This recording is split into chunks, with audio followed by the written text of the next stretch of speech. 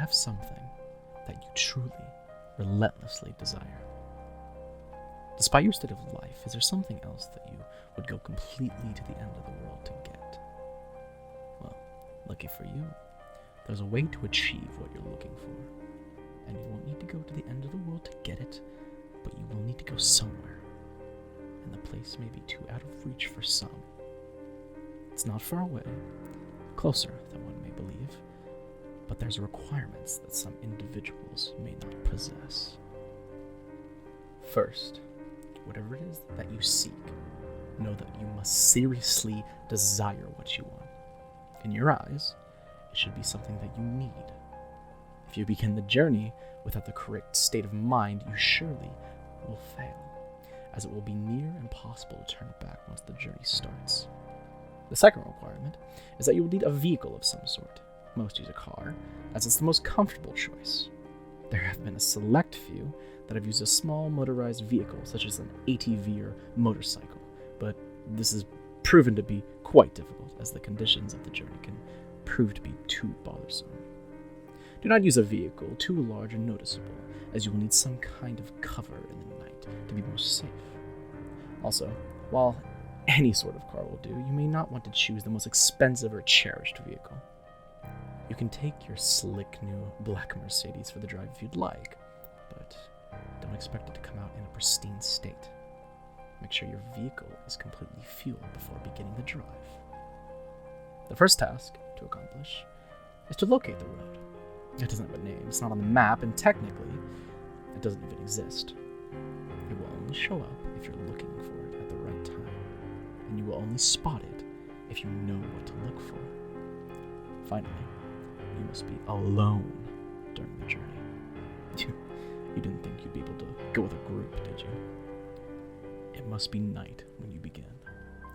Choose the time of night where you believe the roads are the least populated. Drive to any area that is just a stretch of road surrounded by woods.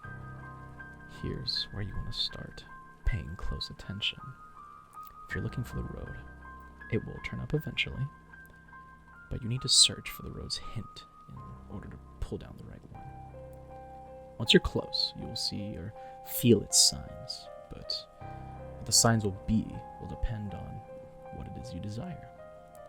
For example, if you're in search of wealth, you may spot shimmers on the empty branches of trees as if they resemble the shine of gold or diamonds. If you seek love, you may begin to see rose petals slowly dance in the light breeze blowing in the road's direction. If you seek revenge, you might sense an ever-growing feeling of heat or anger in your body as you approach. Just know what it is you really want, and you'll have no problem finding the turn. Once you're sure you found the revealed road, take a deep breath and turn down onto it. At this point, you've officially started down the nameless road, which bring you through 11 miles, leading to whatever it is you seek. Each mile will test your desire and will expose if you really do want what you're searching for.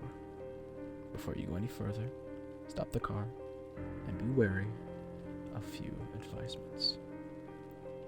Do not turn on a radio during the drive. Do not use a phone during the drive. Reception would be cut off anyway. Do not open the windows during the drive. Make sure they are closed before you continue. If you're riding in a vehicle without windows or a top, then prepare for the worst. The odds are heavily stacked against you. Do not attempt to leave your vehicle at any time. You'll never want to exceed 30 miles per hour unless you're desperate to make it through a section of the road. And most importantly, as with any drive, buckle up. Feel free to prepare and make sure you're ready. Once the road has been entered, time is stopped, so you don't need to worry about losing the night, though you may not notice you're not actually in your own world anymore. take one last moment to realize that once this first mile is over, there is no turning back. If you ponder turning back at all, know that you shouldn't even be on this journey in the first place. Once all is done, start continuing on the road. On the first mile, you won't see much change. The road progresses through mostly woods, with a few miles being an exception. The air will turn a bit colder, in which you should turn on your heating system if the vehicle has one. You won't want to take your eyes off the road later. Take some time to calm any uneasiness by admiring some of the night sky. You'll see it completely lined with stars, more than what you could ever believe possible. If the weather was cloudy beforehand, you'll also notice that the sky is now clear. On the second mile, the air will become even colder. This is primarily the reason why traveling in an open vehicle is very difficult. With each mile, the air will drop in temperature, even if the season should be warm. If the air is too cold to bear, even with the heat on, your only option is to speed up. With each mile, the road also becomes more complex, taking turns and showing an increasing amount of road hazards. Be sure to always keep focused on the road in front of you, in order to avoid as many bumps or obstacles as possible. Hitting a few rocks and bottles won't hamper your progress too much, but you want to keep the best condition for as long as possible. If your vehicle is forced to stop because of damage, then there's nothing left for you to do but eventually freeze to death. On the third mile, you may begin to spot silhouettes of human figures in the linings of the trees. Pay no attention to them, even if they seem to get closer. It will be hard to resist peeking at their unnerving, distant appearance, but know that they will reveal themselves later. At this mile, the road will become dirt if you weren't driving it in the beginning. Keep to the center of the path, as it will become narrow and wide at random intervals. On a quick side note, you should never attempt to turn around. Despite the previous warnings, you'll be left on a path which never ends.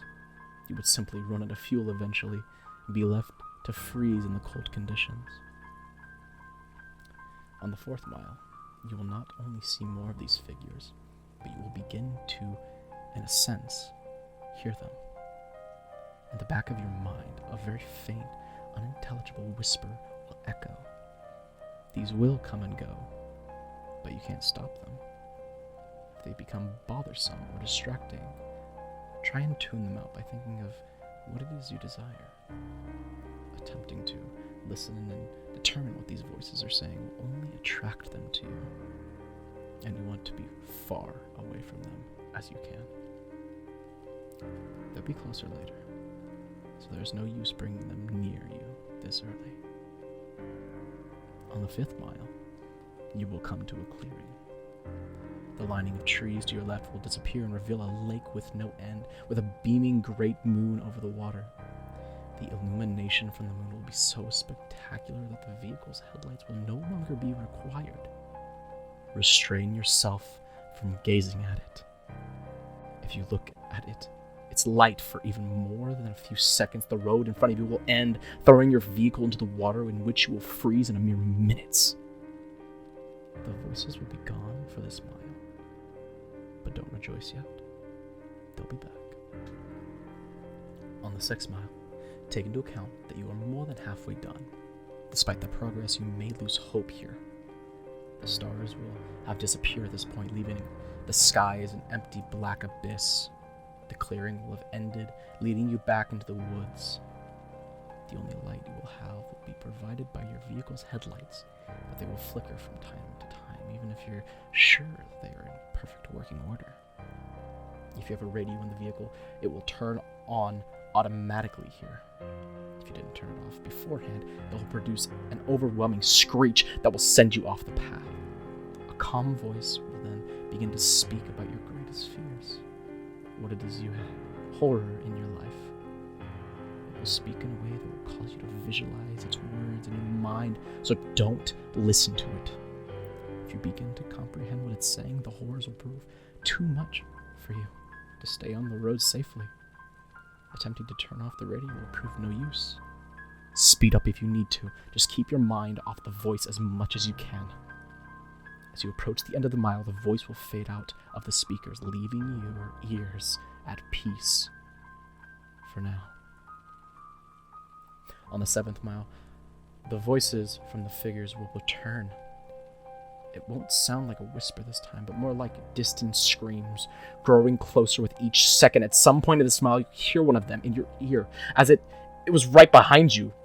This is because one of the figures have found their way into your vehicle. Do not turn around. Their faces will shock you into paralysis, leading you off the road.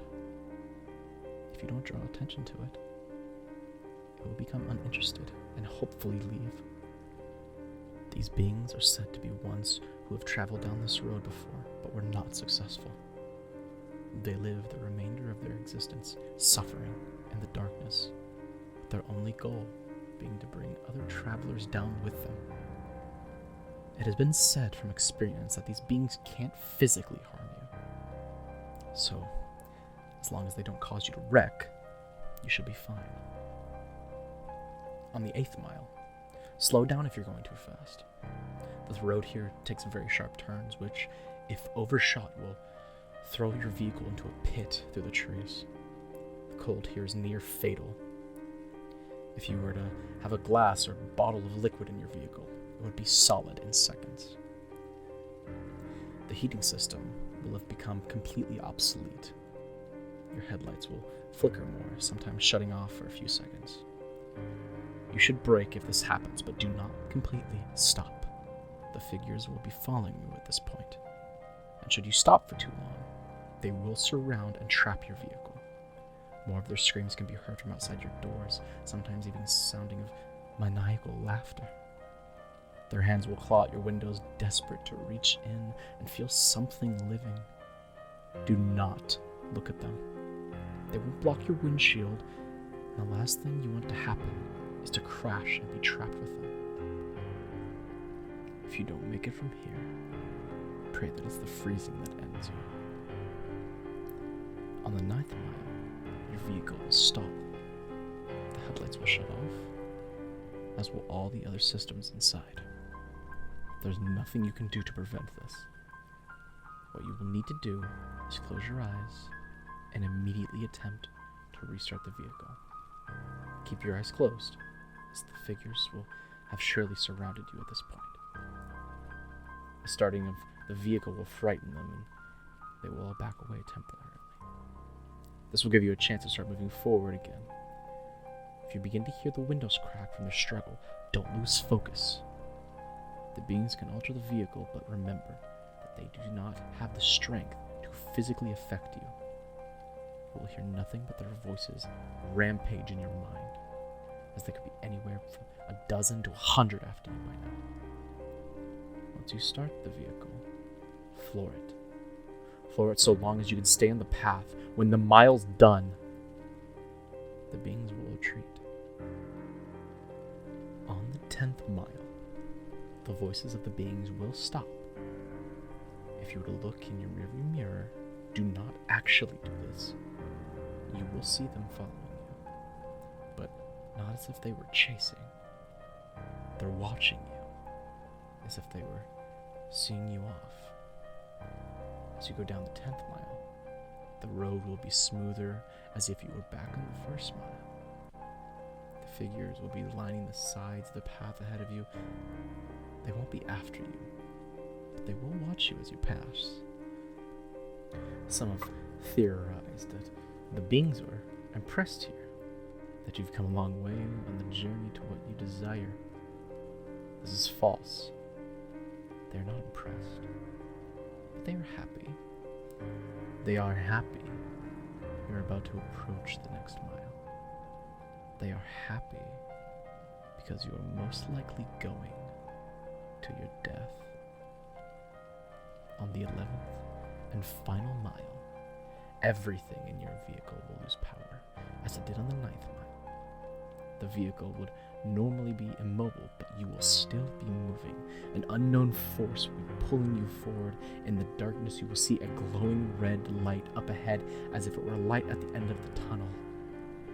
Close your eyes and cover them. Do whatever it takes to make sure you do not see what you are about to go through. Covering your ears will also be helpful, but keeping your eyes covered should be the higher priority. The red light is another clearing, but there's no moon or lake this time. Once it's entered, unrelenting and inconceivable noises will sound from all directions. No amount of bravery and conditioning will spare you from these sounds. The cold will turn to a merciless heat, burning all parts of the vehicle. You will feel the illusion of your flesh being burned off your bones, that every part of you is being destroyed as you travel through the screams and audible suffering. As long as you keep your eyes closed and resist the urge to see where you are, you will survive through the suffering. This will last a total of 31 seconds, but many fail to keep their vision closed during that time and are left to the worst fate of the road. Where is this mile located? Those who have survived do not know. Some have named it the transmission from hell, but whether it's a part of hell is debatable. After the final mile, power will return. Stop the vehicle. Take a moment to possibly regain some of your sanity. Let the screaming in your ears begin to fade, and know that you have nearly completed the journey with the hardest task overcome. Breathe. Breathe. And begin to drive forward once again. After only a kilometer, your vehicle will arrive at a dead end. Stop here and don't attempt to move again. Nothing will happen right this second, but do not be disappointed. Relax and close your eyes. Imagine in your mind what it is you've desired this entire time.